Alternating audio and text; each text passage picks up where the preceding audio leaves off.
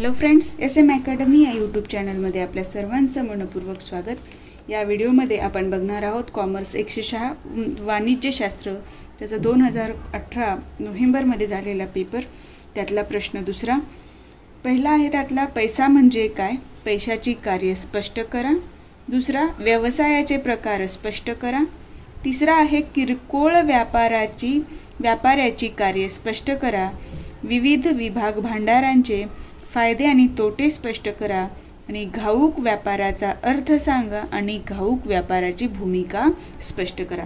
या 5 पैकी आपल्याला कुठलेही 4 प्रश्न सोडवायचे आहेत. ठीक आहे. प्रश्नांच्या उत्तरांना सुरुवात करण्यापूर्वी तुम्ही चॅनलवर नवीन असाल आणि चॅनलला अजूनही सबस्क्राईब केलेलं नसेल तर सबस्क्राईब करा, जेणेकरून व्हिडिओचं नोटिफिकेशन तुम्हाला वेळेत मिळेल आणि व्हिडिओ लवकरात लवकर बघता येईल.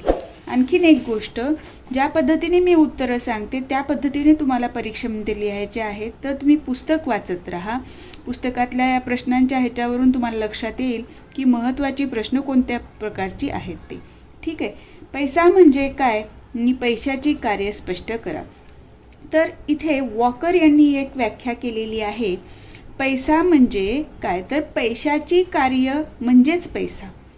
पैसे जे जे काम करतं ते कार्य म्हणजेच काय आहे, पैसा. मनी इज व्हॉट मनी डज. आता आपण पैसे म्हटल्यानंतर आपल्याकडे नोटा, चलनी म्हणजे 10 रुपये 20 रुपयाची नोट किंवा नाणे, ह्या गोष्टी आपल्या डोळ्यासमोर येतात. तर तो आपल्यासाठी एक सामान्य लोकांसाठी ती कन्सेप्ट झाली. पण वाणिज्यशास्त्राचे जे विद्यार्थी आहेत त्यांच्यासाठी पैसा म्हणजे काय असतो, तर पैसा म्हणून वापरली जाणारी वस्तू सर्वत्र पैसा म्हणून स्वीकारली गेली पाहिजे. म्हणजे त्याचा स्वीकार झाला पाहिजे. कुठे भांडणं वगैरे नाही व्हायला पाहिजे लोकांमध्ये की मी मान्य करेल किंवा नाही म्हणून. पैसा हे विनिमयाचे साधन आहे. म्हणजे आपण एखादी वस्तू घेतो आणि त्या बदल्यात तिथे आपण पैसे देतो. संपत्ती साठविण्याचं साधन आहे. आपण इथे पैशाच्या मदतीने आपली संपत्ती साठवू शकतो, बँकेत ठेवू शकतो. मूल्यमापनाचे साधन, पैशाच्या ह्याच्याने आधारे आपण या पेनचं मूल्यमापन करू शकतो, ह्या पानांचं मूल्यमापन करू शकतो, मोबाईलचं मूल्यमापन करू शकतो. लक्षात आलं. म्हणून हे पैशाची कार्य म्हणजेच पैसा ही वॉकर यांनी केलेली व्याख्या सार्थ ठरते. तर आता आपण बघणार आहोत पैशाची कार्य. पैसा कोणकोणती कामं करतो. पैसा विनिमयाचे माध्यम म्हणून कार्य करतो. आता आपण बघितलं की ते विनिमयाचं साधन असलं पाहिजे. हे पैशाचं काय प्रमुख वैशिष्ट्य आहे आणि त्याची स्वीकार्यता इथे जास्त महत्त्वाची आहे. लोकांनी ते स्वीकारलं पाहिजे. ठीक आहे. पैसा सर्व लोक स्वीकारतात. एकमेकांना कुठलीही वस्तू घ्या, कुठलीही विका, तिथे पैशाच्या मोबदल्यात आपण ते व्यवहार करत असतो. कोणतीही वस्तू व पैसा देऊन मिळू शकते. म्हणजेच पैसा विनिमयाचे माध्यम म्हणून काम करतो आणि पैशामुळे व्यवहार लवकर आणि सुरळीतपणे पूर्ण होतात. पैसा लहान घटकात विभागला जातो. आपल्याला जर 1 रुपयाची वस्तू घ्यायची आणि 10 रुपये दिले तर आपल्याला तो दुकानदार 9 रुपये देतो. कारण पैशाचे काय झालेले लहान घटकात विभाजन झालेलं आहे आणि हा पैसा लहान घटकात विभागता येतो. त्यामुळे लहान व्यवहारी पैशाने सहजपणे होतात. ठीक आहे. पैशाचं पहिलं कार्य आहे विनिमयाचं माध्यम. आता आपण बघूया पैशाचं दुसरं कार्य, वस्तूचं मूल्यमापन करणे. वस्तूचं मूल्यमापन करणे म्हणजे आपण वस्तू पैसे देऊन घेत असतो. कोणत्याही वस्तूचे मूल्यमापन पैशात करता येते. त्यामुळे व्यवहार लवकर पूर्ण होण्यास मदत होते. पैशाच्या वापराने प्रत्येक वस्तूची पैशात एकच किंमत अस्तित्वात येते. आता बघा, पैसा आपण दिला तर त्या वस्तूची जी काही किंमत आहे, जी फिक्स झालेली आहे, ते काय होते, सर्व मार्केटमध्ये एकच किंमत अस्तित्वात येते. कुठे कमी कुठे जास्त असं होत नाही. प्रत्येक वस्तूवर MRP असते. लक्षात माहिती आहे ना, बघतो आपण. तर व्यवहार सुरळीतपणे चालविण्यात किंमत ठरविण्याचे काम पैसा चांगल्या प्रकारे करतो. जे काही व्यवहार आहेत ते सुरळीतपणे चालवण्याचं काम किंवा किंमत ठरविण्याचं काम हा पैसा करत असतो. आता तिसरं काम काय आहे, संपत्तीची साठवण. पैसा नाशवंत नाही, तो सडत नाही, कुजत नाही. बरोबर आहे. म्हणून आपण चलनी नोटा किंवा नाण्याच्या रूपामध्ये आपण पैसा साठवत असतो. त्या व्यतिरिक्त आपण चलनी नोटा, बँकेच्या ठेवी अथवा इतर ठेवीच्या स्वरूपातही पैसा ठेवत असतो. बँकेकडे आपण जर ठेवी ठेवतो, पैसे ठेवतो, त्याच्यावर आपल्याला व्याज मिळतं आणि आपला पैसा वृद्धिंगत होत असतो. भविष्य काळातील देणी देण्याचं साधन म्हणूनही पैशाचं कार्य आहे. आज आपण एखादी वस्तू दुकानदाराकडनं घेतली तर त्या वस्तूची जी किंमत आहे ती भविष्यात आपण म्हणजे 4 दिवसांनी देणार असू, आठवड्यांनी देणार असू, तरीसुद्धा आपल्याला ती तेवढीच किंमत द्यावी लागते. ती किंमत स्थिर राहते, ती बदलत नाही. म्हणजे पैशाची किंमत साधारणपणे स्थिर राहणार असल्याने भविष्य काळातील देणी द्यायला तिथे सोपी जातं, तिथे वाद होत नाहीत. इतर कार्य काय आहेत बँकेची पैशाची? तर आधुनिक बँकिंग व्यवसायाचा पाया हा पैशावर आहे. बघा, प्रत्येक ठिकाणी बँकेत गेलं तर पैसा हा घटक महत्त्वाचा आहे. पैशाचं देणं घेणं आहे, पैशाने कर्ज देणं आहे, व्याज वसूल करणं आहे, त्याचा जतन करणं आहे. सर्व बँकिंग व्यवसाय हा मध्ये पैसा हा म्हणजे त्या बँकेचा पाया आहे. खरेदी विक्रीचे व्यवहार जलद किंवा सहज होत असतात. सर्व प्रकारच्या मालमत्तेचे पैशात रूपांतर करणे सोपे झाले. आपल्याला जमीन विकायचंय, पैशात रूपांतर. आपल्याला वस्तू विकायचंय, पैशात मोबदला मिळतो. म्हणजे कुठल्याही प्रकारच्या मालमत्तेचं आपण पैशात रूपांतर करू शकतो. ठीक आहे, घर विकायचं असलं तरी आपण पैसे देऊन घेतो. म्हणजे मालमत्तेचं रूपांतर पैशात होतं आणि ते सोपं बनतं. बचतीचे रूपांतर गुंतवणुकीत करणे सोपे झाले आहे. जी काही बचत आहे, आपल्याकडे जे काही पैसे येतात ते आपण गुंतवत असतो, बँकेमध्ये गुंतवतो, बचत खात्यात गुंतवतो, भिसी वगैरे जे असतात त्याच्यामध्ये. या पद्धतीने हे सोपं झालेलं आहे. तर ही पैसा म्हणजे काय आणि पैशाची कार्य या प्रश्नाचं उत्तर झालं. पुढचा प्रश्न बघूया. व्यवसायाचे प्रकार स्पष्ट करा. तर टाइप्स ऑफ बिझनेस, व्यवसायाचे काय प्रकार आहेत? तर व्यवसायाचे 2 प्रकार आहेत. याच्यामध्ये उद्योग आणि वाणिज्य हे 2 व्यवसायाचे प्रकार आहेत. व्यवसाय म्हणजे फक्त उद्योग करणे एवढंच नसतं, तर जे काही आपण उद्योगामध्ये उत्पादन केलेल्या वस्तू आहेत त्या विकणं सुद्धा अपेक्षित असतं. म्हणून तो भाग व्यवसायाचा दुसरा काय बनतो? वाणिज्य बनतो. म्हणजे वाणिज्यामध्ये काय असतं? व्यापार आणि त्या अनुषंगाने येणारी साधने, या दोन्ही घटकांचा समावेश वाणिज्यामध्ये होत असतो. उद्योग म्हणजे काय? तर उद्योग म्हणजे वस्तूची, आता ह्याच्यामध्ये कोणकोणते घटक येतात? तर उद्योगामध्ये वस्तूची निर्मिती किंवा उत्पादन येतं. म्हणजे कारखाने जे वस्तूची निर्मिती करतात, वस्तूचे रूपांतर करणे. बघा, काही वस्तू अशा असतात जसं लाकूड आहे, लाकडापासून टेबल बनवलं, खुर्ची बनवलं, म्हणजे लाकूड या वस्तूचं रूपांतर आपण केलेलं आहे. या प्रकारचे उद्योग यात येतात. संस्करण करणे म्हणजे एखाद्या वस्तूवर परत क्रिया करणे म्हणजे काय असतं? संस्करण करणे. आणि या प्रकारचा उद्योग कुठले आहेत? तर आपण जर फक्त एक फर्निचर बनवलं साधं बेसिक, ठीक आहे, त्याच्यावर कलाकुसर करणे, त्याला रंग देणे आणि ते जास्त आकर्षक करणं, यासारखी कामं या संस्करण करणे या उद्योगामध्ये येत असतात.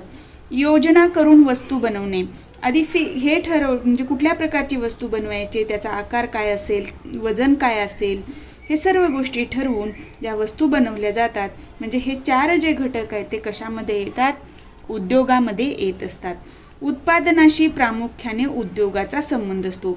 उद्योगाचा संबंध कशाशी असतो? उत्पादनाशी असतो. लक्षात आलं? तर ही माहिती तुम्हाला उद्योग याच्यामध्ये लिहायचे, तुम्ही या पद्धतीने लिहा किंवा हे 2 घटक लिहा आणि इथे उद्योग लिहून त्याच्या पुढे हे घटक स्पष्ट करा. त्यानंतर याच्याच पुढे तुम्हाला उद्योगाचं वर्गीकरण लिहायचं आहे. ठीक आहे, आता उद्योगाच्या वर्गीकरणामध्ये आता आपण हे काय विचारले प्रश्न? व्यवसायाचे वर्गीकरण स्पष्ट करा. आणि आपण व्यवसायाचं वर्गीकरण केलं उद्योग आणि व्यापारमध्ये, आणि परत उद्योगाचं माहिती लिहिताना उद्योगाचे वर्गीकरण या पद्धतीने केलं जातं हे तुम्हाला सांगायचं आहे. उद्योगामध्ये प्राथमिक उद्योग आणि दुय्यम उद्योग असे प्रकार पडतात.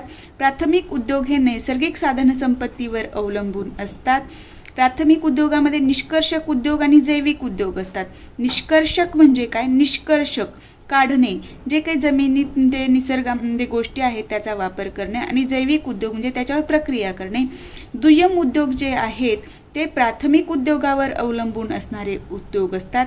त्याचे 2 प्रकार पडतात, उत्पादक उद्योग आणि बांधकाम उद्योग.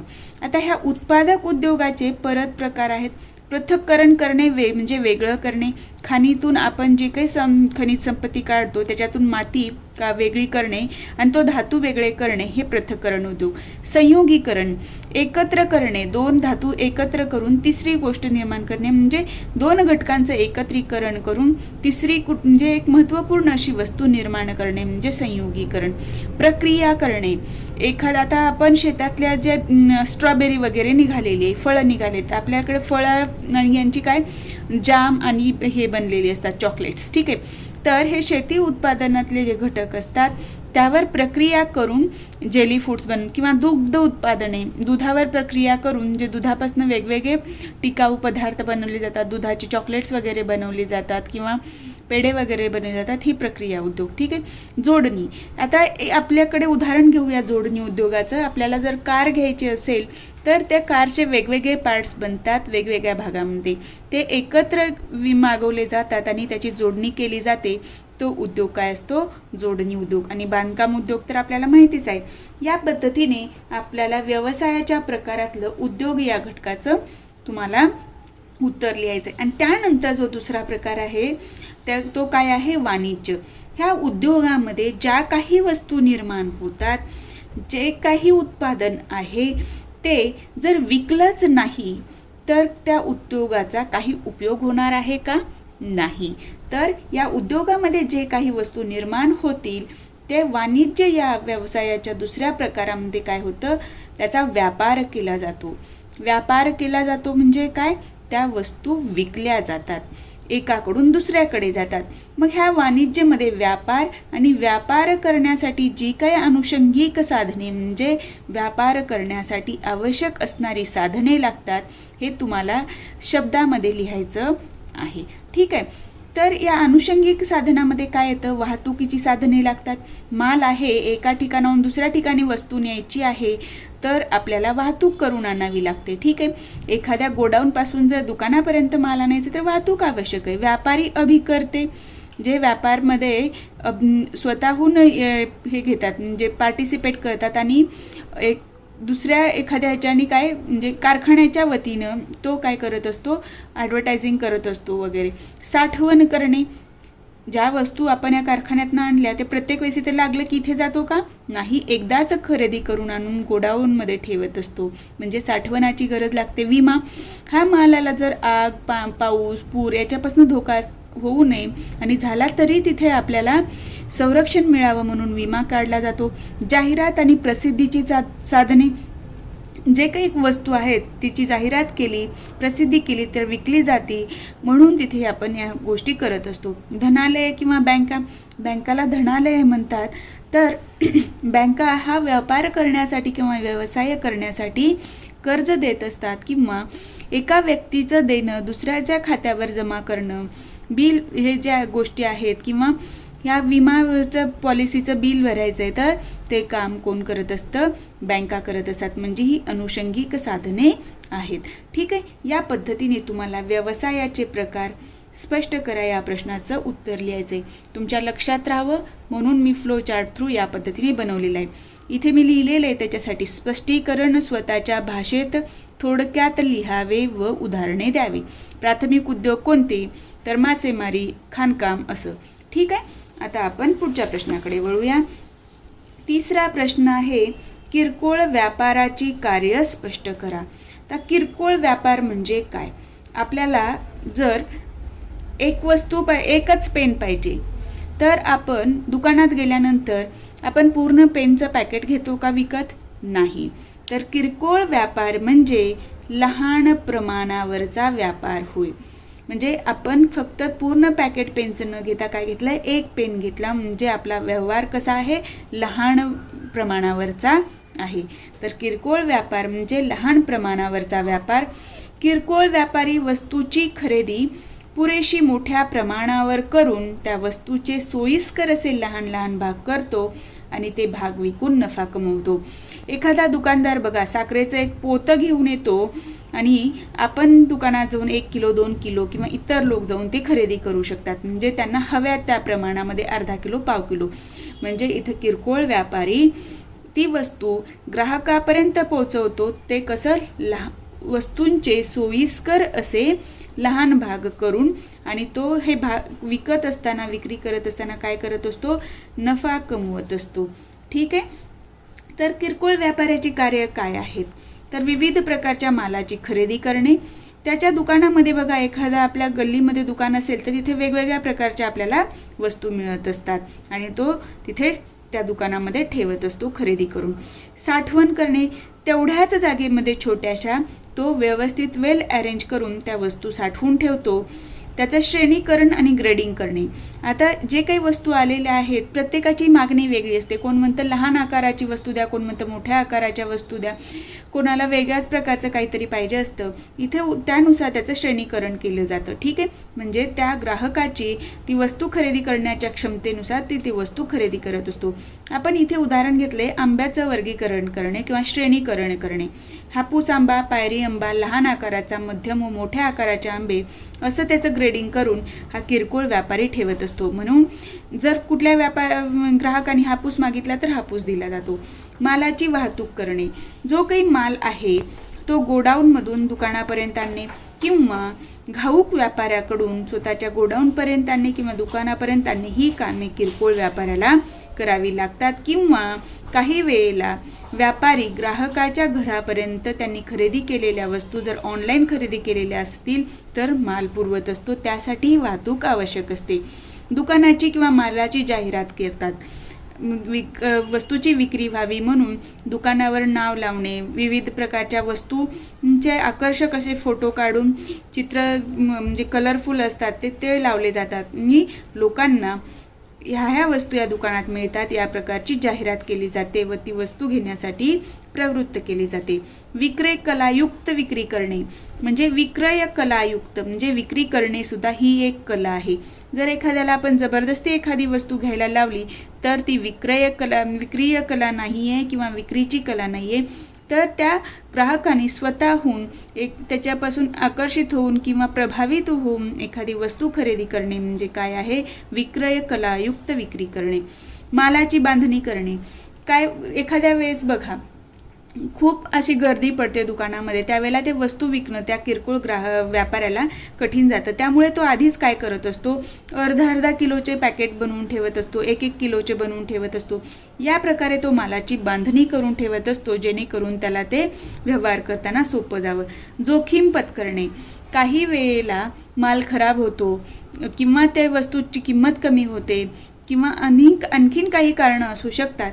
त्यामुळे त्याचा नफा हा घटू शकतो किंवा जे बेसिक त्यांनी अमाऊंट त्याच्यामध्ये इन्व्हेस्ट केली ती सुद्धा निघू शकत नाही. म्हणजे तिथं त्याला त्या किरकोळ व्यापाऱ्याला काय असते, जोखीम पत्करावी लागते. तर ही किरकोळ व्यापाऱ्याची कार्य आहेत. आता आपण वळतोय चौथ्या प्रश्नाकडे. आता इथं प्रश्न आहे, विविध विभाग भांडारांचे फायदे आणि तोटे स्पष्ट करा. आता हे विविध विभाग भांडार म्हणजे असतात डिपार्टमेंटल स्टोर्स. ठीक आहे. आता इथे काय असतं, आपण एकच बघा मॉल वगैरे जे बघतो ते त्या प्रकारचे हे दुकान असतात. म्हणजे एकाच छताखाली गेलो, समजा डी मार्ट आहे तिथे त्या सगळ्या वस्तू आपल्याला मिळत असतात. तर ह्या दुकानांना एकछत्री दुकान असंही म्हणतात. म्हणजे एकाच छताखाली सर्व वस्तू मिळणारं दुकान. विशिष्ट प्रकारचा माल विकणारी किरकोळ व्यापारी दुकाने जर एका इमारतीत आणि एकाच व्यवस्थापनाखाली असली तर त्याला विविध वस्तू भांडारे किंवा एकछत्री दुकाने म्हणतात. बघा इथे काय आहे, विविध प्रकारचा माल विकणारी किरकोळ व्यापारी दुकाने म्हणजे वेगवेगळ्या प्रकारचा माल विकणारी दुकानं आहेत आणि ती सर्व कशी आहेत, एका इमारतीत किंवा एकाच व्यवस्थापनाखाली आहेत. म्हणजे एकच व्यवस्थापन आहे जे या सर्व दुकानांवर लक्ष ठेवतं. त्याला आपण विविध वस्तू भांडारे किंवा एकछत्री दुकान म्हणतो.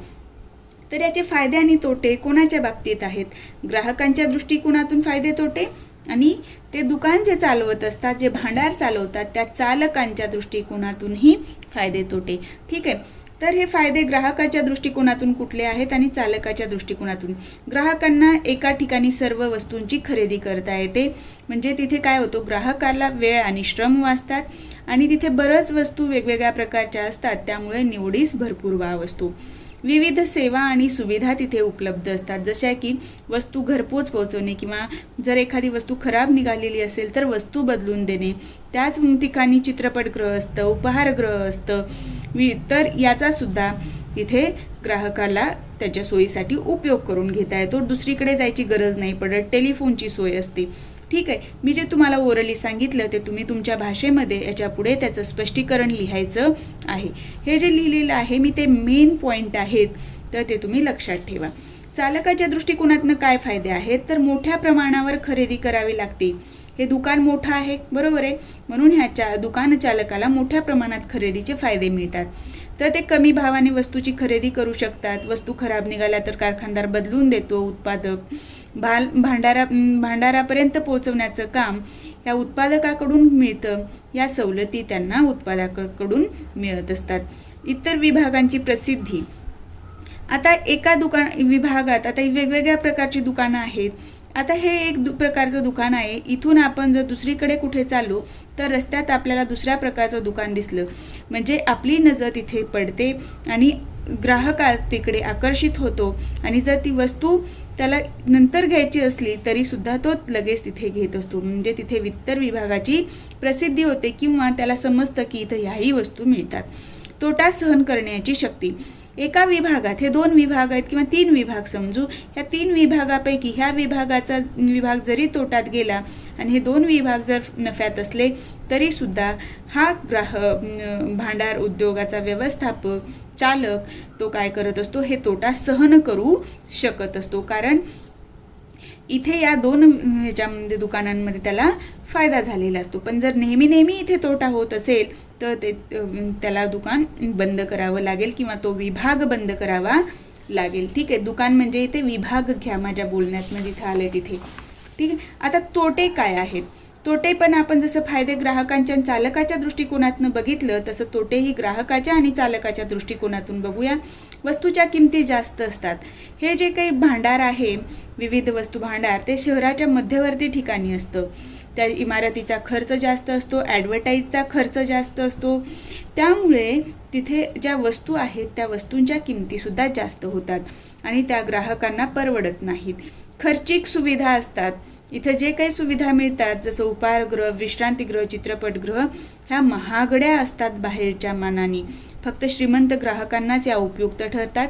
तर मध्यम आणि गरीब स्थितीतले जे ग्राहक आहेत ते इथे जाऊन वस्तू खरेदी करणं त्यांना परवडत नाही, कारण या सुविधांमुळे या वस्तूंची किंमत वाढलेली असते.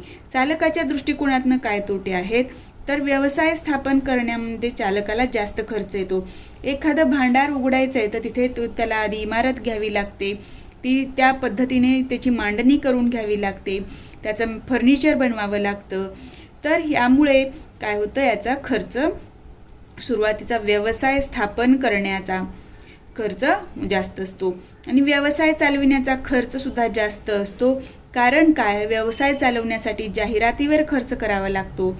तज्ज्ञ सेवक वर्ग तिथे लागतो येणाऱ्या ग्राहकांना सल्ला देण्यासाठी किंवा वस्तू दाखवण्यासाठी. त्याशिवाय विविध सेवा आणि सुविधा द्याव्या लागतात. आता विविध सेवा आणि सुविधा म्हणजे काय, उपहारगृह, विश्रांतीगृह, चित्रपटगृह किंवा दूरध्वनीची सोय.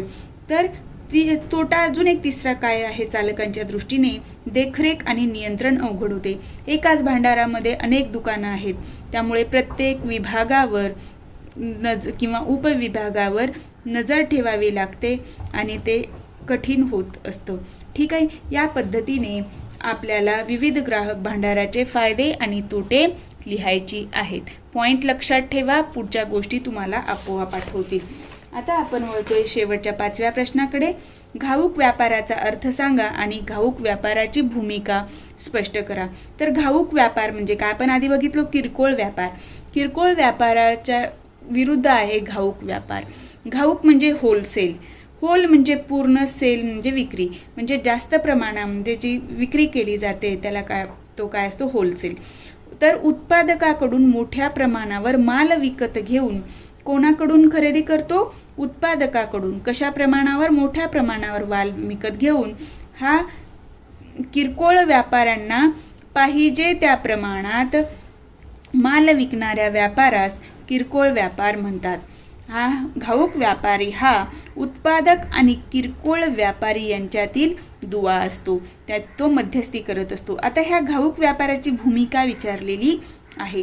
तर ही घाऊक व्यापाराची भूमिका आपण याच्यातला दुवा म्हणतोय, तर उत्पादकाच्या बाजूनी काय भूमिका आहे आणि किरकोळ व्यापाऱ्यांच्या दृष्टीने काय भूमिका आहे, या पद्धतीने तुम्ही रचना करून लिहू शकता किंवा सरळ घाऊक व्यापाराची भूमिका म्हणून असंही लिहू शकता. ठीक आहे. पहिल्या 3 ज्या भूमिका आहेत या घाऊक व्यापाऱ्याच्या त्या उत्पादकाच्या बाबतच्या आहेत आणि पुढच्या 2 आहेत त्या किरकोळ व्यापाऱ्याच्या बाबतीत आहे. याच्यामुळे व्यापारी व्यवहार सुरळीत होतात. उत्पादकांना वस्तूच्या वाटपाच्या किंवा वितरणाच्या कामात लक्ष द्यावे लागत नाही. घाऊक व्यापारी ते काम चोखपणे करतो. म्हणजे इथे उत्पादकाला जास्त चिंता करायची गरज नाही की वस्तू विकल्या जातील की नाही, व्यवस्थित पोचतील की नाही याचं. उत्पादकांना उत्पादनाच्या कामावर लक्ष केंद्रित करता येते आणि मालाच्या वाटपासाठी करावा लागणारा खर्चही कमी होतो. ठीक आहे. कारण तो खर्च सर्व हा घाऊक व्यापारी करत असतो. आता किरकोळ व्यापाऱ्यासंबंधीची काय भूमिका होते, तर तो किरकोळ व्यापाऱ्यांना त्यांच्या गरजेप्रमाणे उधारीवर माल देत असतो. त्यामुळे गरजेप्रमाणे मिळते आणि उधारीवर मिळतं, तर तो किरकोळ व्यापाऱ्यांसाठी मदत ठरते. किरकोळ व्यापाऱ्याच्या मालाची साठवण सुद्धा करून ठेवतो गोडाऊनमध्ये आणि त्याचं भाडं घेत असतो. मालाची वाहतूक करून देतो वगैरे त्रास यामुळे काय होतं, किरकोळ व्यापाऱ्याचे वाचतात. किरकोळ व्यापारी आणि उत्पादक यांना घाऊक व्यापारी काय देतो, आवश्यक सेवा देत असल्याने वितरण साखळीतील तो आवश्यक घटक बनलेला आहे.